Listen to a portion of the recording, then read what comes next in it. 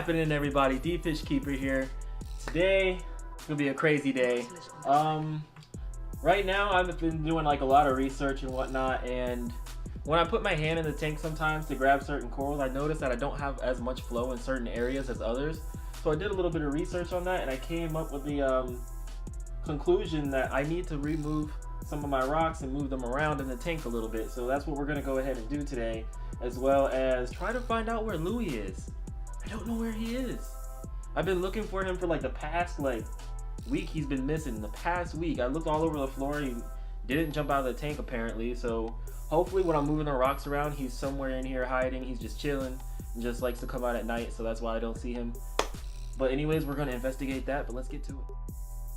So the thing that kind of brought me to the conclusion of needing to move my rocks around is that I was starting to notice that I have a lot of algae, like a lot of diatom algae and stuff like that, towards the front of the tank, and it seems to get moved around by the sand a lot. I can't tell if you guys can kind of see that right here, but you can tell that there's spaces like patches, but like back here where there is a little bit of light that gets between the rocks, there's a lot of algae back there that's just not getting moved around and getting sifted through, because I did make one big mistake that I heard that people really shouldn't make, and that is leaning the rocks up against the glass. I leaned the rocks up against the glass, and what that does is kind of stops the flow of the water from coming behind those rocks, and it creates dead spots.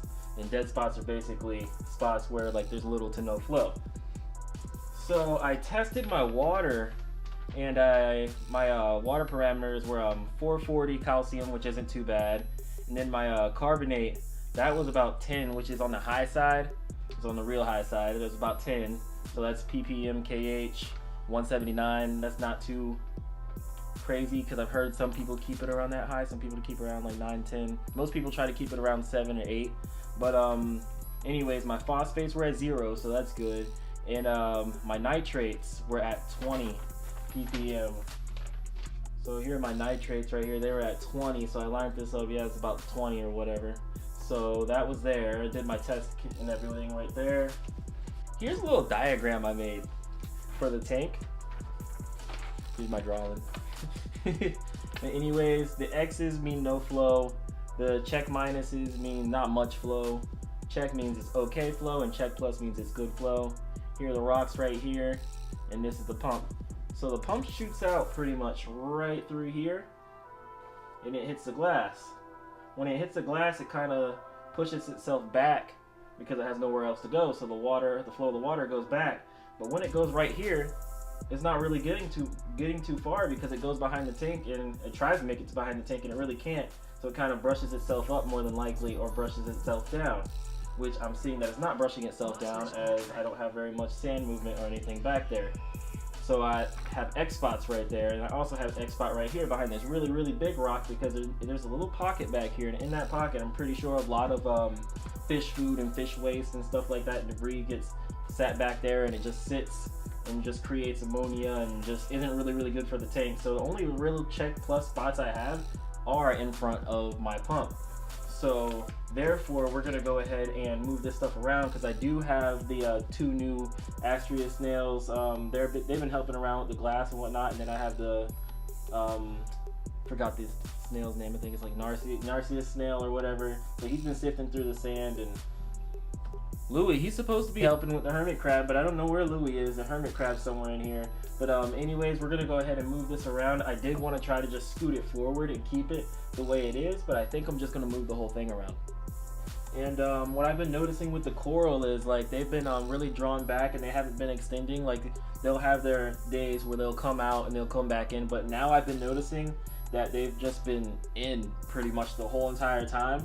Especially the Zoa. The Zoa used to always be out, and now it's just closed shut. So I'm thinking maybe the nitrate might have something to do with that, as well as my salinity. I just recently did a water change and made the mistake of not adding enough salt. But anyways, we're gonna get ahead and get to this.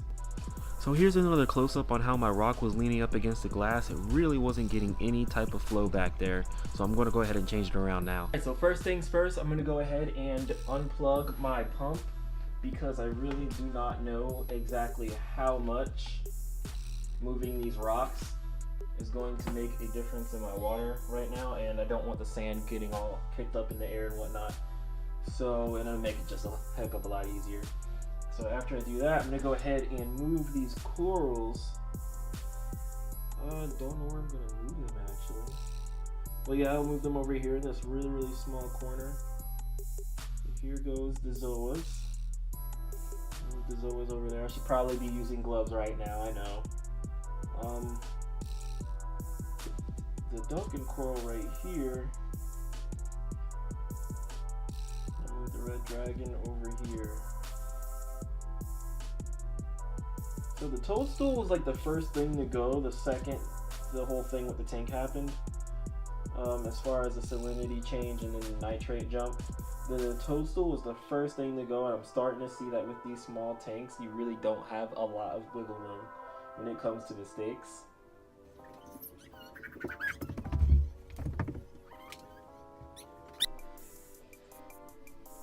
Alright, so I've moved every rock in the tank with no sign of Louie, and I'm starting to freak out. That was like my dog. So I'm going to move this rock. Well, I haven't moved every rock. I haven't tried this one. Move this one really, really slowly out of the way.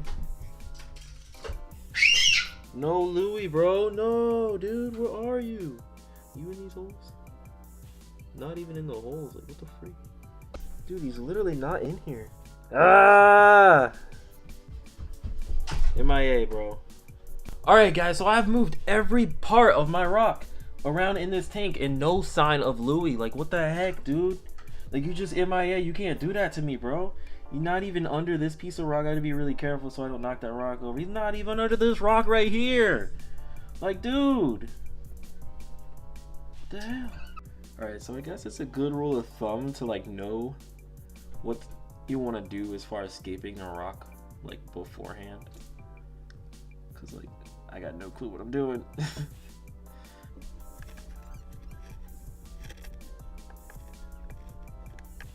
Because I don't have a proper lens for my tank right now, I'm going to use this right here, this piece of acrylic real quick.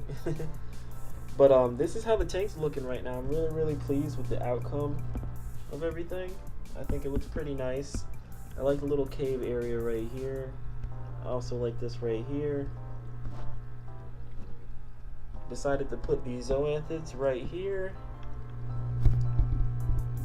The Duncan corals right here, kind of shaded a little bit, but not completely. And I put the GSP right here. Hopefully when everything comes out, I'll be able to do an update video to kind of show you guys how everything's going in the tank. So now that I got the live rock from leaning off of the glass, you can kind of see that there's a little bit of space right there, a little bit of wiggle room for the water to kind of just flow between the nooks and crannies of the tank. Alright, so now I'm about to show you guys what my tank looks like between two different lens setups. This is my ghetto acrylic glass lens setup. I really like it. But then here's my orange setup, which I'm really liking as well. So as you can see here in this little cave area, as well as the cove area below it, the algae is actually moving quite nicely in here because of the flow. I really like this spot because it gives the invertebrates in the tank as well as the clownfish somewhere to swim between. So that's the outcome of the setup, guys. I'm really, really excited about this setup because it looks really great. I didn't expect for it to come out as good as it did, which is awesome. I'm really excited to see how the corals and whatnot go from here on out and see how the tank progresses. But anyways, guys, I'm gonna go ahead and do a water change because I did upset the structure of the tank a little bit by shifting around the sand and moving the rocks around and whatnot. But that's it for today's video. If you like my content, please leave a like, leave a comment about what you think about the new aquascape pretty much. But anyways, guys, this is D Fish Keeper, and as always, thanks for watching.